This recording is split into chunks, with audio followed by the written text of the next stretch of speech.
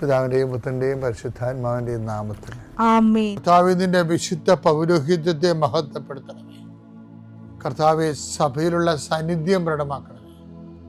40 വർഷം ഞാൻ അർപ്പിച്ച കൃപാനയുടെ യോഗ്യതയാൽ കൃപാസ്ഥാനത്താറെ ജീവനോടെ പ്രത്യക്ഷപ്പെട്ട പരിശുദ്ധ അമ്മയുടെ മാധ്യസ്ഥത്തിലെ ഞാൻ മക്കളെ ആശീർവദിക്കുന്നു. അങ്ങയുടെ മക്കൾ ഇന്ന് യാത്ര ചെയ്യുന്ന ഓരോ ഇടങ്ങളെ കുറിച്ച് പ്രാർത്ഥിക്കുന്നു. അങ്ങയുടെ മക്കൾ ഇന്ന് കണ്ടുമുട്ടുന്ന ഇടങ്ങളെ സമർപ്പിച്ച് പ്രാർത്ഥിക്കുന്നു. അങ്ങയുടെ മക്കൾ ഇന്ന് കണ്ടുമുട്ടുന്ന ഇടങ്ങളെ, കണ്ടുമുട്ടുന്ന വിഷയങ്ങൾ, സംസാരിക്കാൻ പോകുന്ന വിഷയങ്ങൾ, ആ സംസാരിക്കാൻ പോകുന്ന വിഷയങ്ങൾക്ക് ഒരു തീരുമാനം കിട്ടാൻ വേണ്ടി ഇന്ന് തീരുമാനം ഉണ്ടാകണമെന്ന് ആഗ്രഹിച്ച് പ്രാർത്ഥിക്കുന്നവരുണ്ട്. അവരെ സമർപ്പിച്ച് പ്രാർത്ഥിക്കുന്നു. എല്ലാ തരത്തിലും വിഷമം അനുഭവിക്കുന്നവരെ ആശ്വസിപ്പിക്കാൻ. അതുകൊണ്ട് തന്നെ അടുത്ത് വീട് വെച്ചു, പക്ഷേ പാറയിൽ വെള്ളം കുത്തി നോക്കിയിട്ട് വെള്ളം കിട്ടണില്ല. അത് വെള്ളമുള്ള ഒരു സ്ഥലം കാണാത്തത് കൊണ്ട് കൃഷി ഇറക്കാൻ പറ്റുന്നില്ല. അങ്ങനെ പ്രകൃതി കനിഞ്ഞു നൽകേണ്ട കാര്യങ്ങൾ കിട്ടാതിരിക്കുകയും അതിൻ്റെ പേരിൽ ജീവിതം വഴിമുട്ടി നിൽക്കുകയും ചെയ്യുന്ന മക്കളെ അമ്മേ, not by merit but by ഗ്രേസിലാണ് ഉടമ്പടി വർക്ക് ചെയ്യുന്നത്. ഞങ്ങളുടെ കഴിവ് കൊണ്ടല്ല, നിൻ്റെ കൃപ കൊണ്ട്. അതുകൊണ്ട് തന്നെ നിൻ്റെ കൃപ കൊണ്ട് ഏതെല്ലാം മേഖലകളിൽ വീണ് കിടക്കുന്നുണ്ടോ ജീവിതം, ഏതെല്ലാം മേഖലകളിൽ തടഞ്ഞു നിർത്തപ്പെടുന്നുണ്ടോ ജീവിതം, പലതരത്തിലുള്ള ഇൻ്റർവ്യൂവിനും ടെസ്റ്റിനൊക്കെ പോയിട്ടെങ്കിൽ നീന്തി കയറാൻ പറ്റാത്തവരുണ്ട് ഈശോയെ.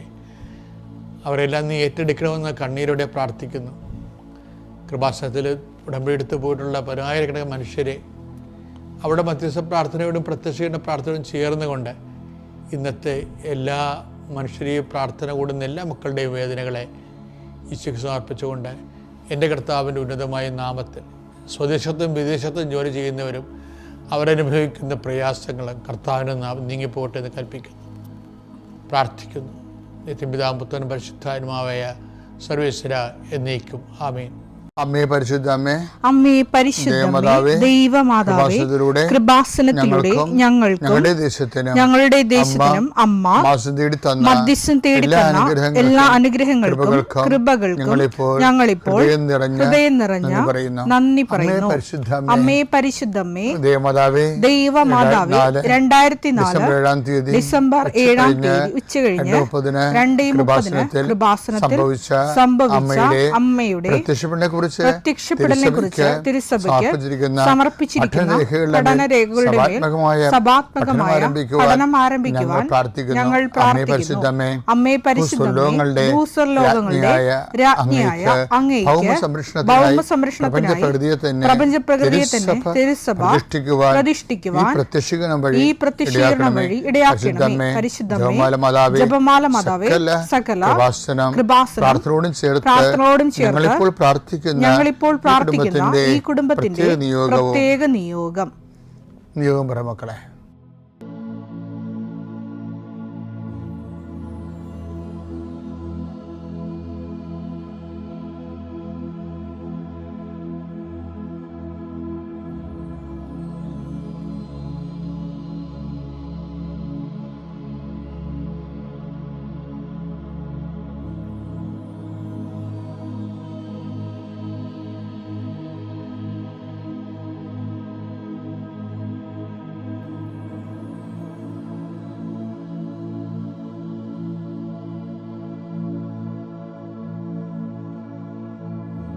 അമ്മയുടെ പ്രത്യക്ഷീകരണത്തിന്റെ ഈ അനുഗ്രഹവേളയിൽ ഞങ്ങൾക്ക് സാധിച്ചു തരുവാൻ കനിയണമേ.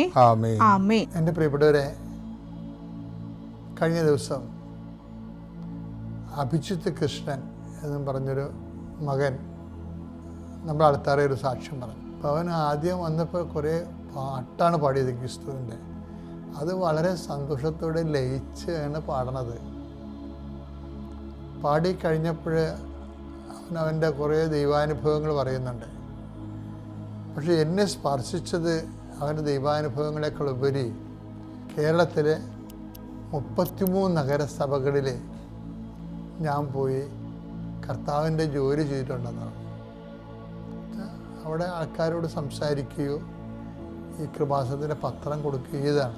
ശരിക്കും ചില ആൾക്കാരൊക്കെ എങ്ങനെ ഇപ്പം ഈ പീഡിയ കച്ചവടക്കാരൊക്കെ ഉടമ്പെടുത്തിട്ടേ ഈ അവർ പത്രം കൊണ്ട് പോകും. അവരെന്താ ചെയ്യണമെന്നറിയാം, അംഗവും കാണാൻ താടിയും പറിക്കാതെ പറഞ്ഞവർ നെയ്യപ്പം തിന്ന രണ്ട് കാര്യമെന്ന് പറഞ്ഞുകൊണ്ട് അവർ അവിടെ കടയിൽ പിണ്ണാക്കും ശർക്കരയും അരിയൊക്കെ വാങ്ങിക്കാൻ പറ്റുന്നവർക്കെല്ലാം അവിടെ നിന്നുകൊണ്ട് കൈ നനയാതെ മെയ് നനയാതെ ഓരോ പത്രം കൊടുത്തുകൊണ്ടിരിക്കും. അങ്ങനെ പത്രപ്രസവം ചെയ്യുന്ന ആൾക്കാരുണ്ട്. നിങ്ങളെപ്പോഴും ഓർക്കേണ്ടത് ഈ അഭിജിത്ത് കൃഷ്ണൻ്റെയൊക്കെ കൂടെയാണ് നിങ്ങൾ കോമ്പറ്റ് ചെയ്യണമെന്ന് ഓർക്കണം. പിടിച്ചിരിക്കാൻ പറ്റത്തില്ല. കാരണം നിങ്ങളുടെ കാപട്യങ്ങളെല്ലാം ഇതുപോലെയുള്ള വലിയ ധീരരായിട്ടുള്ള വേദസാക്ഷികൾ തകർത്തുകളെ. കാരണം നിങ്ങൾ ദൈവത്തിന് വേണ്ടി മെയ്യനങ്ങാതെ അനുഗ്രഹം കിട്ടാൻ വേണ്ടി ദൈവത്തിന് ഏതെല്ലാം രീതിയിൽ ഇങ്ങനെ എന്തെങ്കിലും ചെയ്യാൻ പറ്റും അതനുസരിച്ചൊക്കെ ചെയ്ത് അനുഗ്രഹത്തിനാണ് വലിയ മുൻതൂക്കം കൊടുക്കുന്നത്. അപ്പം അത് നമുക്കറിയാം, ദൈവത്തിനും അറിയാമത്. അതുകൊണ്ട് തന്നെ അത് വർക്കൗട്ട് ചെയ്യത്തില്ല. കാര്യം നമ്മൾ കോമ്പറ്റ് ചെയ്യണത് ഇതുപോലെയുള്ള ആൾക്കാർ. ഈ അഭിജിത്ത് കൃഷ്ണൻ പറഞ്ഞ വേറൊരു സാക്ഷിയുണ്ട്. ഞാൻ ഒരു ബസ്സിൽ കയറുമ്പോൾ എവിടെയെങ്കിലും യാത്ര പോകുകയായിരിക്കും, ഞാൻ വെറുതെ ബസ്സിൽ നിന്നൊരു പാടും, കർത്താവിൻ്റെ പാട്ടുകളൊക്കെ പാടുമ്പോൾ എല്ലാവരും എന്നെ ശ്രദ്ധിക്കുന്ന നല്ല പാട്ടാണെന്നൊക്കെ പറയും. അപ്പോൾ ഞാൻ അവരോട് ബസ്സിൽ വെച്ച് ക്രിസ്തുവിനെക്കുറിച്ച് പറയും. ഞാനിത് കേട്ടിട്ട് എനിക്ക് തന്നെ ചമ്മൽ വന്നു. ഞാനൊരിക്കലും ക്രിസ്തുവിനെ ബസ്സിൽ വെച്ച് സംസാരിച്ചിട്ടില്ല. അങ്ങനെ നമുക്ക് തോന്നിയിട്ടില്ല ബസ്സിൽ വെച്ച് ആൾക്കാരോട് ഇങ്ങനെ സംസാരിക്കും. അതിൻ്റെ അഭിഷേകം കിട്ടിയിട്ടില്ലെന്ന് വേണേൽ പറയാം, എളിമയോടെ സമ്മതിക്കാതിരിക്കാൻ നിവർത്തിയില്ല. പക്ഷേ ഈ മനുഷ്യൻ്റെ അഭിഷേകം എന്ന് പറയുന്നത് എന്നാ ശരിക്കും പറഞ്ഞാൽ ആര് പറഞ്ഞു കൊടുത്തു? ഞാനാണെങ്കിൽ ഒരിക്കലും അങ്ങനെ ആൾക്കാരെ ഇൻസ്റ്റിഗേറ്റ് ചെയ്യുകയോ മോട്ടിവേറ്റ് ചെയ്യുകയോ ഒന്നും ചെയ്യത്തില്ല. ഞാൻ ഉടമ്പെട്ട വഴികളൊക്കെ പറഞ്ഞു കൊടുക്കും ആൾക്കാരോട്. പക്ഷെ ചില ആൾക്കാർ നമ്മളെ 1 മൈൽ പോകാൻ പറയുമ്പോൾ അവർ 10 മൈലാണ് പോണത്. അതാണ് വിഷയം.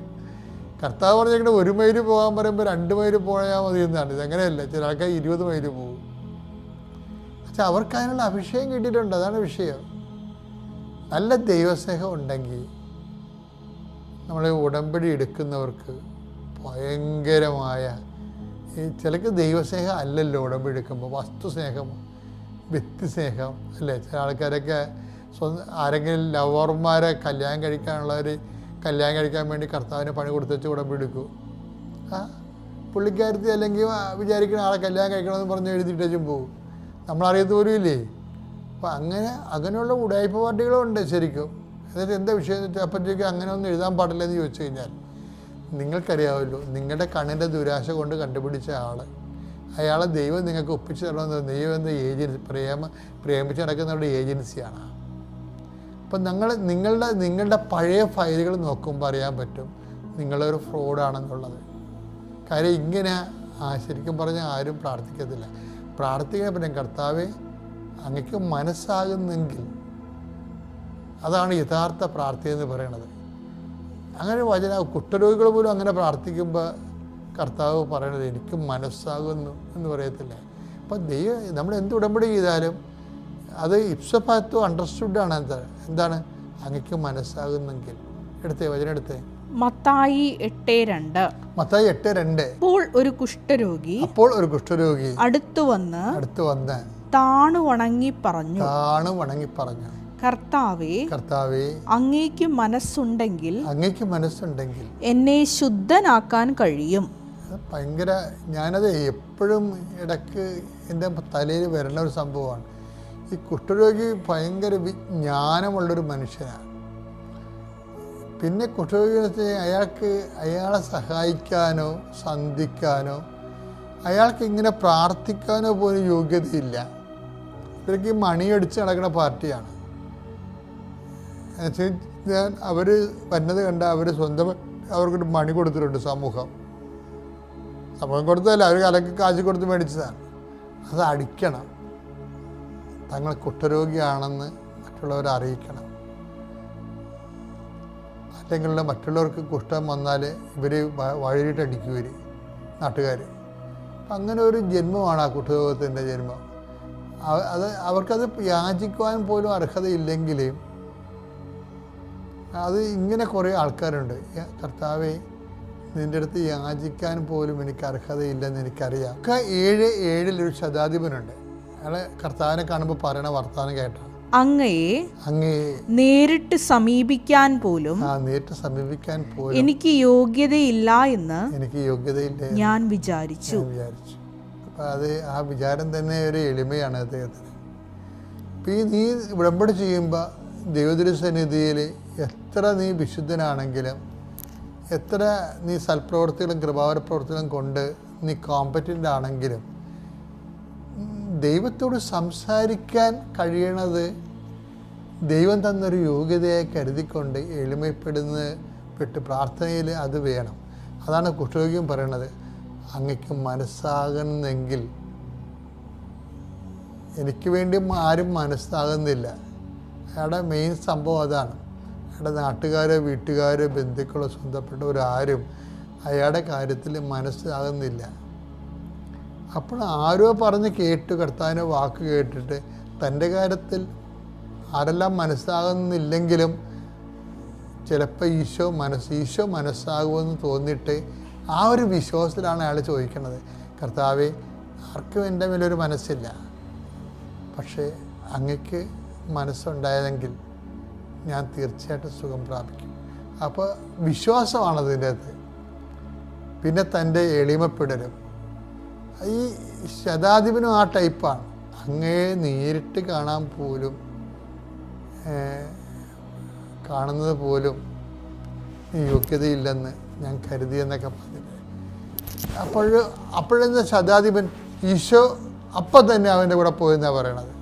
കുഷ്ഠരോഗിയോട് എന്താ പറയണത്, എനിക്ക് മനസ്സാകുന്നു, നീ സൗഖ്യമുണ്ടാകുക. കണ്ടാ, കർത്താവിൻ്റെ ഹൃദയത്തെ ഇവർ രണ്ടുപേരും ഇങ്ങനെ വളരെ സുന്ദരമായ രീതിയിൽ കർത്താവിൻ്റെ ഹൃദയത്തെ വിശ്വാസികളിലേക്ക് തിരിക്കണ കണ്ടില്ലേ. അതായത് ഈ തിരിക്കണ ഒരു പ്രധാനപ്പെട്ട കാര്യമാണ്. ഈ യോഹന്നാൻ മാന്താരുടെ ജനത്തെക്കുറിച്ച് പറയണത്, അവൻ പിതാക്കന്മാരുടെ ഹൃദയത്തെ മക്കളിലേക്ക് തിരിക്കുമെന്നാണ്. ലൂക്ക 1:17. ലൂക്ക 1:17. പിതാക്കന്മാരുടെ ഹൃദയങ്ങളെ മക്കളിലേക്കും അനുസരണമില്ലാത്തവരെ നീതിമാന്മാരുടെ വിവേകത്തിലേക്കും തിരിച്ചുവിടാനും സജ്ജീകൃതമായ ഒരു ജനത്തെ കർത്താവിന് വേണ്ടി ഒരുക്കാനും ഏലിയായുടെ ചൈതന്യത്തോടും ശക്തിയോടും കൂടെ അവൻ കർത്താവിന്റെ മുമ്പേ പോകും. ഇതിന്റെ വിഷയം എന്ന് വെച്ചാൽ ഇതുപോലെ തന്നെയാണ് തിരിച്ചു വരണത്. ഇപ്പം പിതാക്കന്മാരുടെ ഹൃദയത്തെ മക്കളിലേക്ക് കൊണ്ടുവരാൻ, അനുസരണമില്ലാത്തവരെ നീതിമാന്മാരുടെ വിവേകത്തിലേക്ക് തിരിച്ചു കൊണ്ടുവരാൻ. അപ്പം ഇതുപോലെ ഒരു കൗണ്ടർ തിരിച്ചു കൊണ്ടുവരവാണ് എന്താണ്, ദൈവത്തിൻ്റെ ഹൃദയത്തെ മനുഷ്യരിലേക്ക് തിരിച്ചു കൊണ്ടുവരാൻ. ഈ കുഷ്ഠരോഗിക്കും കഴിയുന്നുണ്ട്, അതുപോലെ തന്നെ ശതാധിപനും കഴിയുന്നുണ്ട്. അതെങ്ങനെ കഴിയണം? അവരുടെ വിശ്വാസത്തെ അവർ ദൈവത്തിൻ്റെ മുമ്പിൽ അവിടെ സ്ഥാനം എന്താണെന്ന് മനസ്സിലാക്കിയിട്ട് അവർ എളിമപ്പെട്ടിട്ടാണ് അവരത് അപ്ലൈസ് ചെയ്യണം. അപ്പോൾ ദൈവദർശനം വരുമ്പോൾ തീർച്ചയായിട്ടും ആ ഒരു ബോധം, എളിമയുടെ ബോധം ഉണ്ടാകണം. അപ്പോൾ ദൈവത്തിൻ്റെ മനസ്സ് തീർച്ചയായിട്ടും നമ്മളിലേക്ക് തിരിഞ്ഞു വരും. പിതാവിൻ്റെയും പുത്രൻ്റെയും പരിശുദ്ധാത്മാവിന്റെ നാമം. വിശ്വാസ പ്രമാണം. സർവശക്തനായ പിതാവും ആകാശത്തിന്റെയും ഭൂമിയുടെയും സൃഷ്ടാവുമായ ദൈവത്തിൽ ഞാൻ വിശ്വസിക്കുന്നു.